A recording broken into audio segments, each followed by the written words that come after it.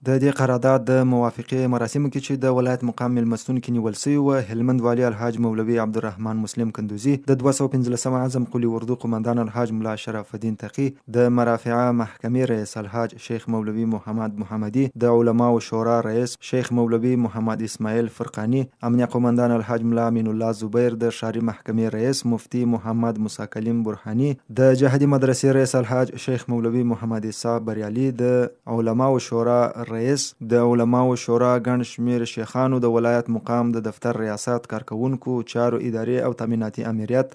امر بالمعروف، پوهنې، لښکرګاه ښاروالۍ، سرحدات او قبایلو، وزارت عدلیې او ارشاد، حج او اوقافو، احصایې، ابیارۍ، حجارۍ او نجارۍ، چاپیریال ساتنې، فواید عامې، کار او ټولنیزو چارو، صنعت او تجارت، اطلاعات او کلتور، معدن، سرې میاشتې، محبس، امنیه قمندانۍ پیژند او د انحصاراتو رئیسانو او مسؤلینو او د هلمند بولان قراردادي شرکت مسؤلینو ګډون کړی وو. مجلس د لښکرګاه ښاروال حافظ مولادات صدیق له لوري د قرآن عظیم الشان د څو مبارکو آیاتونو په تلاوت کولو سره پیل شو. د علماو شورا رئیس د امانت د حفاظت په اړه تفصیلي وینا وکړه او د اسلامي احکامو په رڼا کې د امانت د ساتنې، بیت المال حفاظت او کار اهلي کار ته د سپارلو اړوند مفصل بحث وکړ. نوموړي د یاد پل جوړېدل صدقه جاریه وګڼل. د ولایت مقام د رهبرۍ د ښه خدماتو څخه یې خوښي څرګنده کړه او ټولو مسؤلینو ته یې د دې پروژې د افتتاح مبارکي وړاندې کړه. دغه پل چې 340 متره اوږدوالی او 9 متره عرض لري، د 3.2 میلیونه ډالرو په لګښت د 2 کالو په جریان کې په اساسي او معیاري ډول جوړیږي، چې یاد شرکت ته رسماً په قرارداد ورکول شو. دغه قرارداد موافقه د هلمند والي الحاج مولوي عبدالرحمن مسلم کندوزي او د ساختماني شرکت د مسؤل